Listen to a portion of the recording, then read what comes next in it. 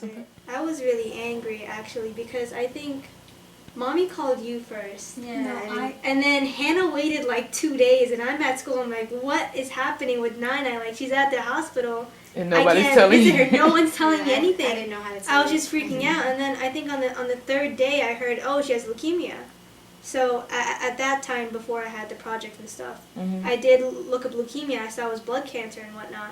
I just did a general lookup. I didn't go in deep because even at that point, they didn't know it was AML, ALL. So I'm like, okay, I'm reading all these different types. I don't know what type she has. I don't want to read all this. I just want to know what the gist of it is. And like just in school, I was just really bad in school. I wouldn't talk to anyone. I was just spelling leukemia on the table. That's like the most vivid memory I have. Spelling leukemia on the table with my finger, just kind of moping around.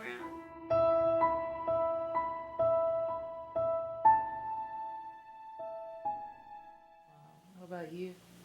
Either one of you guys? Well, my initial response was fear, and I was just really scared because I didn't really know, like she said, what leukemia was, and I was the first one to find out, I'm pretty sure, And the first thing I did was look it up because I didn't really know exactly what it was. I knew it was a type of cancer, but I didn't know what it was, and in that frantic moment, all I could think about was, what is it? What is it? Yeah. And I'm the type of person that in that type of situation, I'm just like, I'm frantic, but I'm focused. Like, I'm just focused on trying to figure out, like, the game plan. Yeah. So I didn't really have time to cry or to grieve. I just kind of was just in a frantic state of mind where all I could think about was, you know, what's going to happen from here? And how are we going to pull together as a family to make it work? And it was just a moment of just trying to figure everything out in 2 minutes, and it just wasn't possible. Yeah, I bet. Yeah, so that's a lot to take in. Yeah, I mean, it was a lot because we've never really thought of. I mean, it's very true when people say you don't understand the magnitude of cancer until it happens to someone personal to you or to you personally because we never thought about cancer. Nobody in our family has ever had cancer. So to hear that you know our immediate family had cancer, we're like, wow, it was just a tremendous shock completely.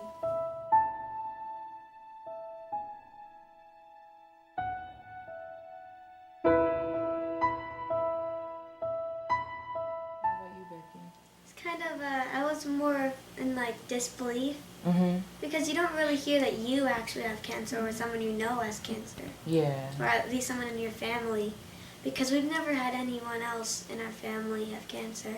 So that would be the last thing expected. Yeah, so it's kind of like you don't believe it. It's just like disbelief. Yeah, because I thought, you know, it hadn't been long yet. She just went. Maybe, you know, they need to put some more tests through. Yeah, if they feel that they need to try again, maybe they got it wrong. Yeah. Yeah, that happens a lot.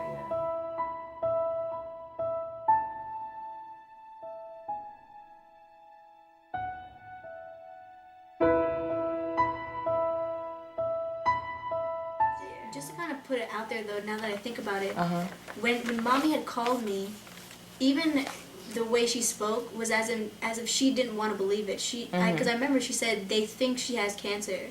So that's part of the reason why I didn't really, you know, rush into telling anyone, because even Mommy was in a state where she didn't want to believe it. Yeah. So she didn't really, you know, explicitly say, you know, she has cancer. Yeah. So it was just kind of like all of the emotions were translating into each person. Yeah. And it was uncertainty, but like we're denying that it is certain. Wow. It's kind of hard to explain, But what happened was, I called first, and she picked up. I was talking to Hannah, and I told her, right? I talked to you. I think Mommy told me that what the doctors had said. Oh yeah, so Mommy gave the phone to me and told me to tell Hannah. Okay. And so I was just on. I was like, Hannah, you remember that, Hannah? I was just like, Hannah, I have cancer. Oh, and you were like really like, yeah. That's legit how I said it. I was like, Hannah, I have cancer, and it was just silent. She was like, you sure?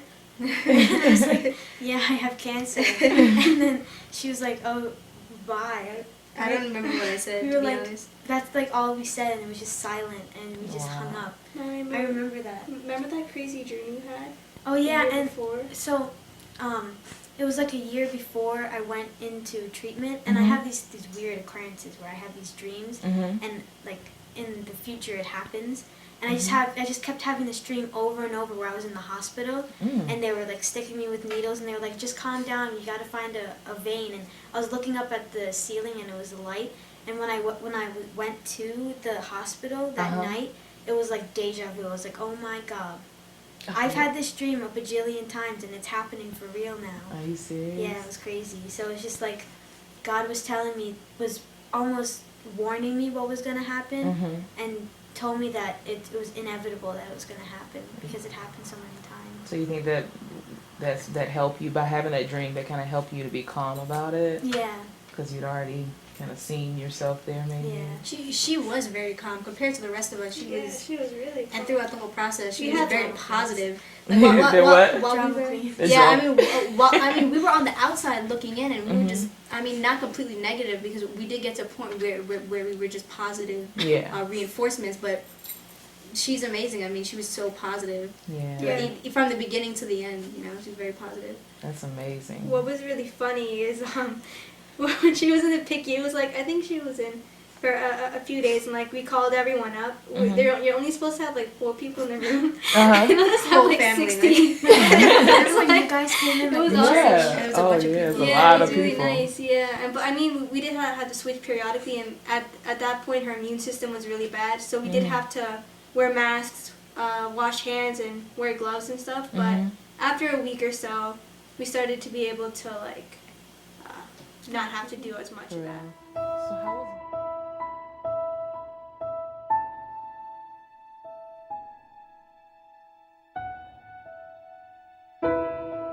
how was mommy doing once, she began the treatment, and how was she, emotionally handling all of this? You want Me? to talk about that? Well, while I was in the hospital. Hospital, yeah. Yeah, well,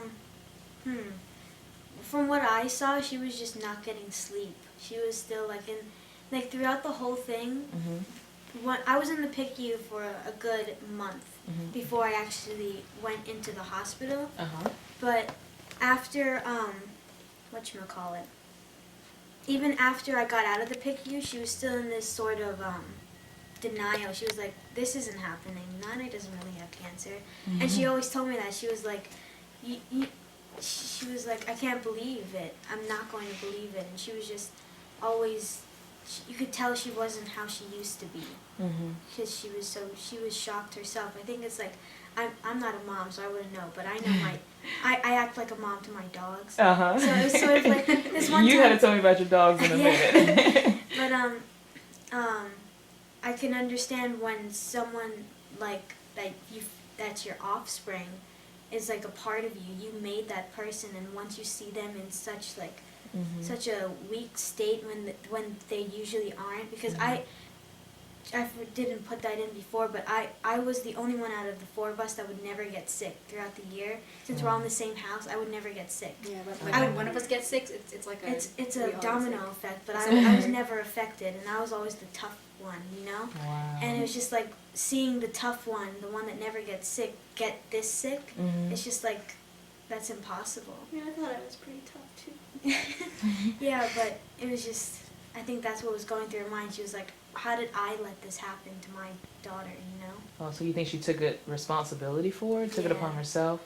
Almost. For real? Wow. Yeah, mommy has a way of doing that. Like, when something happens, she always takes responsibility. Because I think it's her motherly aspect. Like, everything that happens, like, I mean, not necessarily, in a battle, like, it's my fault, but she takes on that role where she has to put out her all in order to supply for whatever needs that, each one of us has. So you think that was really hard for her when she realized she couldn't do she couldn't do anything? everything. Yeah.